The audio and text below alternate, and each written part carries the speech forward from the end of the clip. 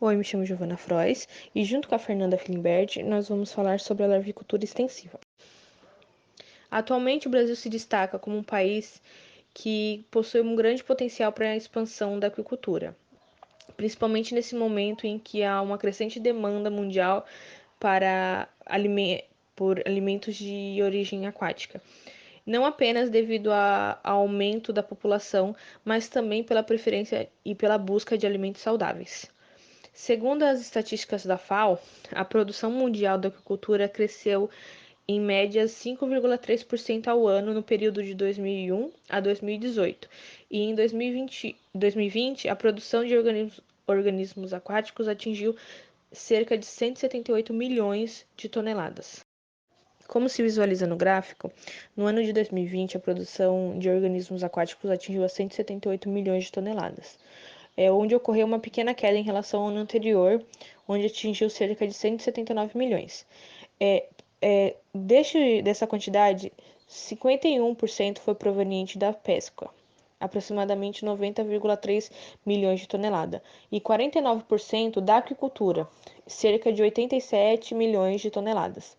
Dentre os organismos aquáticos provenientes da aquicultura, em 2020, cerca de 54 milhões de toneladas foram oriundas de águas continentais e 33 milhões de toneladas oriundas de águas marinhas e salobras. Para falar da lavicultura extensiva, então, é necessário lembrar dos tipos de produções. Aqui no Brasil, a classificação mais utilizada, mais empregada, é por produtividade. Os sistemas intensivos e superintensivos são os que trabalham com maior densidade de estocagem. A alta produtividade exige rações balanceadas específicas para determinada espécie, necessita de uma grande vazão de água que entra e sai do sistema, comporta grande densidade e volume de peixes por metro cúbico, e esse tipo de produção ele tende a ser feito em ambientes controlados ou em regiões com baixa variação nos parâmetros ambientais. O sistema semi-intensivo ele também trabalha com densidades um pouco mais altas, mas ele é uma prática usada em tanques, em viveiros escavados no terreno ou em depressões especiais mesmo no próprio terreno ou em pequenas barragens, usando tanques. Já a unidade de cultivo extensivo é um viveiro drenável, onde o controle do suprimento de água pode ser incompleto, com baixa densidade de estocagem, e a nutrição dos peixes deriva exclusivamente dos organismos ou alimentos naturais da água. Esse nível de intensidade de produção é economicamente viável somente quando a terra é barata e os custos de produção são baixos, ou justificados pelo uso de múltiplos viveiros. O método de cultivo extensivos tradicionais estão sendo substituídos por sistemas intensivos e semi-intensivos devido ao aumento da demanda pelo mercado consumidor, a expansão da indústria, além do desenvolvimento e o emprego de novas tecnologias. Um sistema de cultivo adequado é fundamental para o processo de criação do peixe e possibilita melhor desempenho zootécnico, com incremento da sobrevivência e ganho de peso. Dentro da piscicultura, os pacotes tecnológicos para água doce são muito mais avançados e a produção destes é muito mais acentuada. Entre as espécies cultivadas estão a tilápia, o tambaqui e o pintado. Já falando no cultivo marinho, não se tem pacote tecnológico para a maioria das espécies comerciais. Algumas das mais cultivadas são o bijupiral, o salmão e a garoupa. As produções, então, dos peixes marinhos, elas geralmente ocorrem em unidades semi-intensivas ou intensivas, na maioria das vezes com o uso de tanques-redes offshore ou em enseadas. A lavicultura ela é a fase inicial e uma das mais importantes e sensíveis dentro da piscicultura. A qualidade de água, o manejo do alimento vivo, são espécies específicas e elas influenciam diretamente na produtividade e no desenvolvimento do peixe, desde a eclosão até chegar na fase da engorda. Com a tendência de crescimento na demanda do mercado de pescado, a lavicultura ela também tem sido desenvolvida e para grandes produções tende a ser feita de forma intensiva, em ambiente controlado e com maiores densidades de estocagem. o controle da qualidade de água, a produção do alimento vivo, rotífero, até mecopépodo, isso tudo é feito controladamente e em grande densidade. Esse tipo de larvicultura ele é aplicado para sistemas intensivos de engorda também e é mais usado para larvicultura marinha, né? Então, realmente, essa parte de larvicultura extensiva ela não é comum para larvicultura marinha, até porque os peixes marinhos são mais complexos de serem cultivados. A larvicultura extensiva, por outro lado, ela vai ocorrer de forma mais convencional.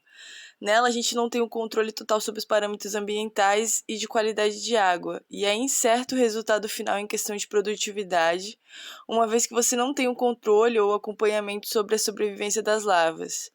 Nesses sistemas de cultivo, costumam se produzir peixes de água doce, mas principalmente em cultivos familiares. Não é nem um pouco usual a piscicultura para a piscicultura de água salgada. Para que essa lavicultura ocorra, é preciso tomar os cuidados referentes aos viveiros, como a limpeza, a desinfecção do viveiro, os cuidados com os solos, com os invasores e toda a produtividade da água no viveiro. Caso o seu viveiro seja forrado com geomembrana, isso vai poupar todo o trabalho de revirar fundo, fazer calagem, entre outros cuidados. Mas, sendo um viveiro escavado, você tem que deixar o solo secar, desinfectar, tanto o solo, as poças de água que caso permaneçam, fazer a correção do solo com uma calagem, e por favor usar EPI, e a adubação tanto com adubo químico ou com adubo de origem animal. Isso tudo antes de começar a encher o viveiro. Os viveiros eles vão tomar muito mais tempo para serem preparados e a fertilização vai dar início ao desenvolvimento microbiológico na água. E aqui entra uma das dificuldades na avicultura no viveiro, que é sincronizar toda essa preparação com o desenvolvimento larval em questão. Uma vez que o zooplâncton vai se desenvolvendo com o tempo e em um determinado tempo, a gente vai ter os predadores para as larvas, mais predadores para as larvas dentro do viveiro do que o próprio alimento que seria para elas, por causa da sucessão ecológica que vai acontecer ao longo do tempo até o zooplâncton atingir uma estabilidade na comunidade. Então, para que a gente possa estocar as larvas, a forma mais comum é que a reprodução ocorra, seja feita em um ambiente controlado e o início da lavicultura também. Então, quando o trato digestório ele estiver completo, a boca do peixe estiver aberta e ele estiver apto a começar a alimentação exógena, aí sim é que as larvas são transferidas para o viveiro. Uma outra forma bastante comum, principalmente nesses cultivos familiares de pequeno tamanho, é manter os casais de reprodutor dentro dos tanques, né? Isso dependendo, obviamente, da forma de reprodução dos adultos, mas em tanques redes dentro do viveiro onde vai acontecer a larvicultura. E após a desova, então os reprodutores vão ser removidos e a larvicultura vai acontecendo ali naturalmente, sem interferência. Esse tipo de larvicultura tende a ter uma sobrevivência menor ainda. Uma das sobrevivências maiores conseguidas nesse tipo de larvicultura, né, extensiva, ela vai ficar em torno de 40%. Estudos já mostraram que ela pode aumentar perto de 50% quando o tempo de incubação no sistema controlado, nas fases iniciais, forem maior. Então, eles tendem a aumentar a sobrevivência, mas facilmente uma larvicultura extensiva ela vai ficar com a sobrevivência muito baixa, em torno de 2% ou até menos. Mas isso não necessariamente quer dizer que um sistema intensivo de larvicultura vai ser sempre melhor. Porque se você não faz o sistema intensivo de uma forma rígida, da forma correta para a espécie que está sendo cultivada, o desempenho dela pode não ser tão positivo.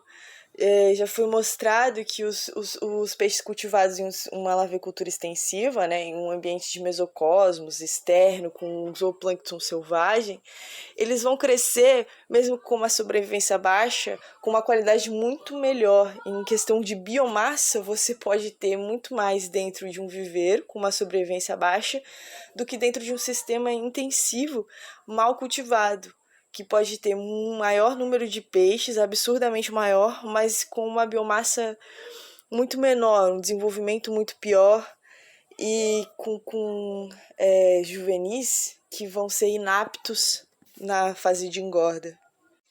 Bom, depois de todo esse caminho, as larvas que sobreviverem até chegar à fase de alevino, elas vão passar por um treinamento para aceitação do alimento inerte, né? Aquela ração extrusada, alimento seco. Esse treinamento é feito com o raçoamento gradativo da pós-larva, iniciando com rações que são extremamente finas, que é um pozinho, e conforme o alevino cresce, a ração também vai aumentar de tamanho. Quando chegar a hora de tirar os alevinos ali, né, dos viveiros, encaminhar para a engorda, eles já vão estar treinados para ração. Mas é novamente uma outra etapa que não dá para ter um acompanhamento 100% e que a gente não sabe o quanto ele influi na sobrevivência. Mas então qual é a vantagem desse tipo de cultivo, né?